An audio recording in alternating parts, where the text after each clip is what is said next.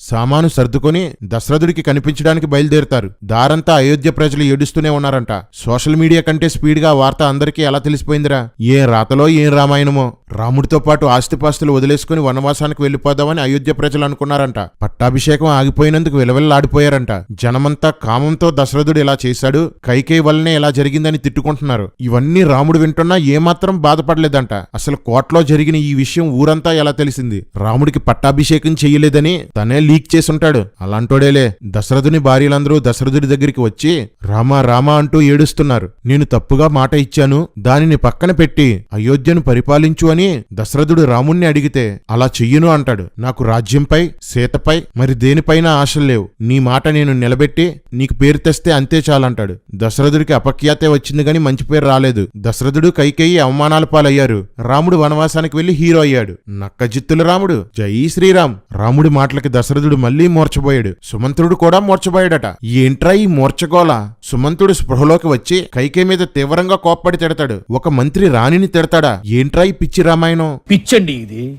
రాముడితో పాటు ఆహారాన్ని, వస్తువుల్ని పంపమని దశరథుడు చెప్తాడు. కాని కైకేయి అందుకు ఒప్పుకోదు. కైకేయి సీతారామ లక్ష్మణులకి నారచీరలిస్తుంది. వారు వాటిని కట్టుకుంటారు. వశిష్ఠుడు వచ్చి సీత వనవాసం కోసం కైకేయి కోరుకోలేదు కాబట్టి ఆమెకు పట్టు వస్త్రాలు, బంగారు ఆభరణాలు ధరించాలని చెప్తాడు. కాని సీత తన భర్తతో సమానంగా నారచీరలే ధరించిందట. వెంటనే దశరథుడు కోశాధికారిని పిలిచి సీతకు 14 సంవత్సరాలు సరిపడే వస్త్రాలు, వస్తువులు, ఆభరణాలు కూర్చమని చెప్పగానే తెచ్చేస్తారు. సీత చక్కగా పరిపుష్టంగా ఉన్న తన అవయవాలకు పట్టుచీర, చిత్ర విచిత్రమైన ఆభరణాలు అలంకరించుకొనెను అని రాయబడింది. ఇందాకేం చూసాం? తన భర్తను బట్టి వీటి మీద ఆసక్తి లేకుండా ఉంది. ఇప్పుడు అన్ని ధరించేసింది. అందరూ ఇంతే. చెప్పేది నీతిగా ఉంటుంది, చేసేది రోతగా ఉంటుంది, పోల్చేది బూతులా ఉంటుంది. అదే రామాయణం. ఆ దరిద్రం మాకు అక్కర్లేదని చెప్తున్నా. 14 సంవత్సరాలకి సరిపడేవన్నీ రథం ఎక్కించేశారు. వీళ్ళు కూడా రథం ఎక్కేశారు. వనవాసానికి బయలుదేరారు. రథం వేగంగా వెళ్తుంది. నగరంలో స్త్రీలు, పురుషులు, బాలబాలికలు, వృద్ధులు అందరూ మిక్కిలి దుఃఖంతో మూర్చబోయారు. పట్టాభిషేకం చూడడానికి వచ్చిన వాళ్ళంతా మూర్చబోయారు. రాముడు ఏం పీకడనరా అందరూ మూర్చబోయారు? అరే ఏంట్రా ఇది? అంతలో దశరథుడు బయటికి వచ్చి చూసి మళ్లీ మూర్చబోయాడు.